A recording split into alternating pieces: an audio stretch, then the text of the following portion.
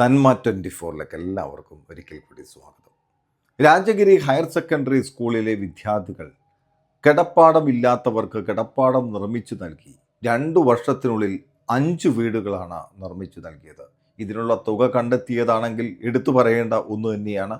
ഓരോ ദിവസവും ഓരോ രൂപ വെച്ച് കൂട്ടിവെച്ചാണ് ഇവർ ഈ ഭവനങ്ങൾ നിർമ്മിക്കാനുള്ള തുക കണ്ടെത്തിയത്. അതോടൊപ്പം സ്കൂളിലെ NSS പ്രവർത്തകർ, അധ്യാപകർ, മറ്റ് സുമനസ്സുകൾ എല്ലാവരുടെയും സഹകരണത്തോടെയാണ് ഈ 5 വീടുകൾ 2 വർഷത്തിനുള്ളിൽ നിർമ്മിച്ചു നൽകിയത്. ഇപ്പം 5ാമത്തെ വീടാണ് നമ്മൾ പൂർത്തിയാക്കിയിരിക്കുന്നത്.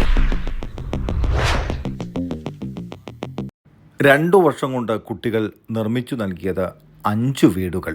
ഈ വർഷം ഭവനം നിർമ്മിച്ചു നൽകാൻ കുട്ടികൾ തിരഞ്ഞെടുത്തത് ഈ സ്കൂളിലെ തന്നെ സ്റ്റാഫായ ശ്രീമതി ബർത്തയ്ക്കും കുടുംബത്തിനുമാണ്. രാജഗിരി കുടുംബത്തിലെ ഒരു അംഗത്തിന് തന്നെ പദ്ധതിയുടെ ഭാഗമായി വീട് നിർമ്മിച്ചു നൽകിയതിലുള്ള സന്തോഷത്തിലാണ് രാജഗിരി കുടുംബങ്ങൾ. CMI സഭയുടെ പ്രൊവിൻഷ്യൽ ഫാദർ ബെന്നി നാൽക്കര വെഞ്ചിരിപ്പ് നടത്തി. സാക്ഷികളായി തീർന്നിടുവാൻ ഞങ്ങളിൽ നിൻ സുവിശേഷം പൂങ്കിരണം ചൊരിയട്ടെ.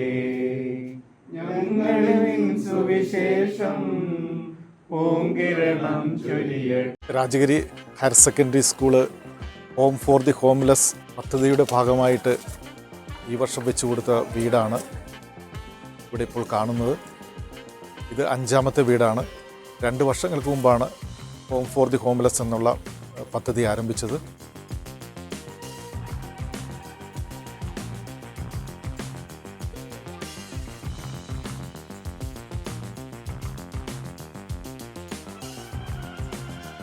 കുട്ടികൾ ഓരോ ദിവസവും ഓരോ രൂപ വീതം സംഭാവന ചെയ്തുകൊണ്ടും അതുപോലെ തന്നെ സ്റ്റാഫും മറ്റ് ഉപകാരികളുടെയും സഹകരണത്തോടു കൂടിയാണ് നമ്മളിത് പൂർത്തിയാക്കാൻ സാധിച്ചത്.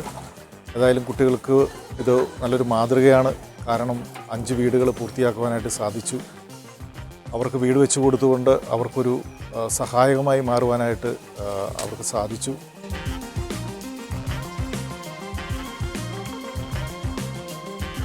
NSS വോളണ്ടിയേഴ്സിൻ്റെ ഹെൽപ്പും ഉണ്ടായിരുന്നു. ഈ വീടിൻ്റെ നിർമ്മാണ സമയത്ത് ഒത്തിരി ജോലികൾ ചെയ്തിട്ടുണ്ട് ഇതിനോട് സഹകരിച്ചുകൊണ്ട്. ഇത് 2 വർഷമായിട്ട് തുടങ്ങി. 2 വർഷമായി ഇത് തുടങ്ങിയിട്ട് ഇപ്പോൾ 5ാമത്തെ വീടാണ് നമ്മൾ പൂർത്തിയാക്കിയിരിക്കുന്നത്. എല്ലാ വീടുകൾക്കും NSS വോളണ്ടിയേഴ്സിൻ്റെ സഹകരണമുണ്ടായിരുന്നു. അവരും ഇവിടെ വന്ന് ഈ നിർമ്മാണ പ്രവർത്തനത്തിൽ പങ്കുചേർന്നിട്ടുണ്ട്. എങ്ങനെയുള്ള ആളുകളാണ് ഇതിനെ പരിഗണിക്കുന്നത്? ഇതിനെ പരിഗണിക്കുന്നത് നമ്മൾ കുട്ടികൾ വഴി ആണ് ഇതിനെ അന്വേഷിക്കുന്നത്. അങ്ങനെ കുട്ടികളിൽ നിന്ന് വരുന്ന ആപ്ലിക്കേഷനുകൾ സ്വീകരിച്ചിട്ട് അതിനെക്കുറിച്ച് അന്വേഷിക്കും. അപ്പം സ്ഥലം സ്വന്തമായിട്ടുള്ളവർക്കാണ് നമുക്ക് വീട് വെച്ച് കൊടുക്കാൻ സാധിക്കുന്നത്. അങ്ങനെയുള്ളവർക്ക് 3 സെൻറ്റോ 2 സെൻറ്റോ 2.5 സെൻറ്റോ ഒക്കെ സ്ഥലമുള്ളവർക്ക് വേണ്ടിയാണ് നമ്മൾ വീട് വെച്ച് കൊടുക്കാൻ നമുക്ക് പറ്റുന്നത്.